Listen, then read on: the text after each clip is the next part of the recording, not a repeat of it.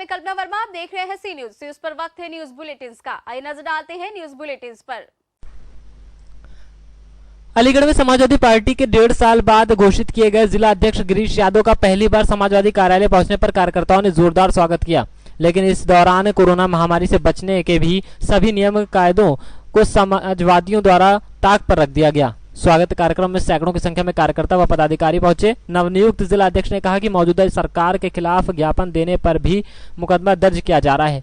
यह घोर अत्याचार है, लेकिन अब समाजवादी पार्टी के कार्यकर्ता सरकार की नीतियों के खिलाफ डर कर नहीं बैठेंगे। सरकार पर समाजवादी पार्टी संघर्ष करेगी। कहा कि 351 से ज्यादा सीटें समाजवादी पार्टी उत्तर प्रदेश में इस बार जीतेगी। नए जिला अध्यक्ष ने कहा कि जब सभी के मंदिर हैं तो भगवान परशुराम का भी मंदिर बनना चाहिए। इस दौरान बड़ी संख्या में पुलिस बल की समाजवादी पार्टी कार्यकर्ताओं पर तैनाती की गई। अलीगढ़ से सीनियर संवाददाता संजीव शर्मा की रिपोर्ट।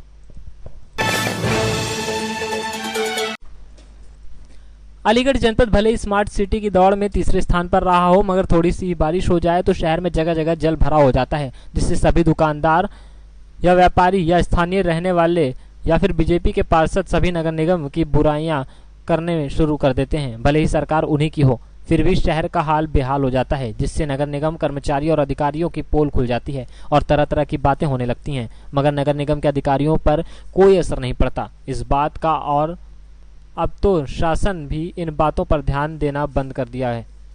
सब कुछ देखते हुए भी सभी ने शासन प्रशासन की आंखें बंद कर रखी हैं। अब देख सकते हैं कि शहर की इन तस्वीरों में किस तरीके से पानी भरा हुआ है। ये स्मार्ट सिटी के नाम पर सब पैसा खा गए, कुछ भी नहीं करने वाले। अब क्या दिक्कत हुई आपको? पानी भर रहा है, जितने नाले बनाए थे तब उसमें ही रोड़ी मटवा और डाल गए, जिससे कि दोबारा पैसा मिले है ना। अब पानी से निकल के आए हो? हाँ, पानी से निकल के बड़ी मुश्किल से खेती है। गंदा पानी है? लिफ्ट लेके आओ, गंदा पानी, लैट्रीन वाट्रीन का तमाम पानी। तो प्रशासन कुछ कर नहीं रहा? कुछ नहीं कर रहा, कुछ नहीं कर रहा। सब भ्रष्ट है, सब भ्रष्ट है। राजवाला। कहाँ से आ रही हो आप? सिकंदराबाद से। यहाँ कहाँ से आ रही हो? हॉस्पिटल में से। कैसे आना पड़ा आपको? आँख बनवाई है। हाँ। पानी में? पानी में, हाँ पानी में होकर आए। क्यों? क्या करे, गाड़ी बैठाने जा रहा हम पे, डर लगता है। आँख बनी है आपकी? हाँ, आँख तो 2 महीना आगे जब बनी है। अब कहाँ से आ रही हो आप? हॉस्पिटल में से। कैसे आना पड़ा है पानी में आपको? पानी में आ रहे भैया, क्या करे? पैदल पैदल? और क्या? क्यों? सफाई नहीं है? पानी नहीं निकाला गया? पानी में क्या, गाड़ी बैठी है, ढलके मार के गिरने जाओ। हाँ, तो परेशानी हुई आपको? ना, कुछ नहीं है परेशानी। मैं अलीगढ़ से आया हूँ माता जी को दिखाने के लिए। पानी भरा है, अभी तक नहीं निकला है। सुबह से पानी भरा हुआ है इसमें। इसे जल्दी से जल्दी निकालने की कोशिश करो, बड़ी दिक्कत है। हम पैदल गए यहाँ से हॉस्पिटल तक। अलीगढ़ से सीनियर संवाददाता संजीव शर्मा की रिपोर्ट।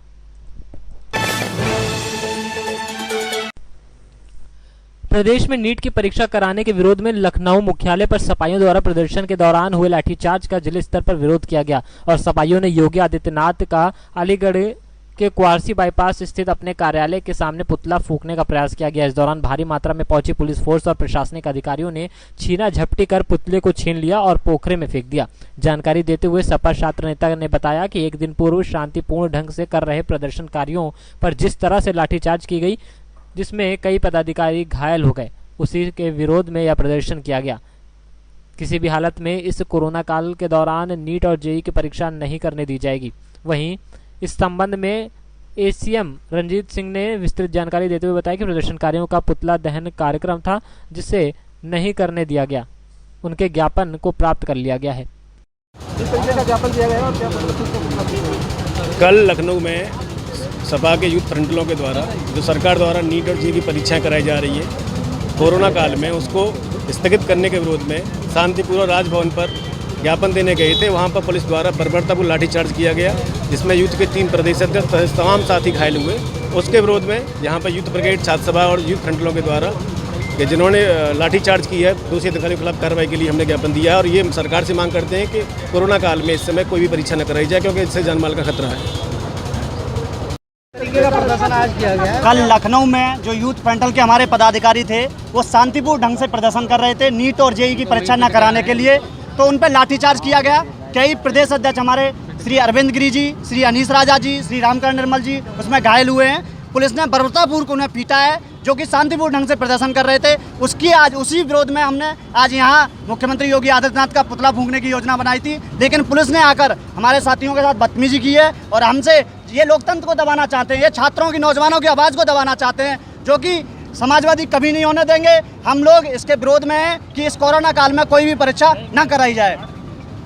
जनसभा द्वारा जो सरकार द्वारा नीट और जेईई की परीक्षा करवाई जा रही है, उसके विरोध में कल लखनऊ में जो युवजन सभा के कार्यकर्ताओं पर लाठीचार्ज हुआ है, उसको लेकर के और नीट और जेईई की परीक्षा न कराने के दृष्टिगत रखते हुए आज इन्होंने एक ज्ञापन दिया है। मैंने जिला प्रशासन की ओर से राज्यपाल महोदय को संबोधित ज्ञापन प्राप्त कर लिया है और नियमतः मैं वहाँ तक पहुँचाऊँगा।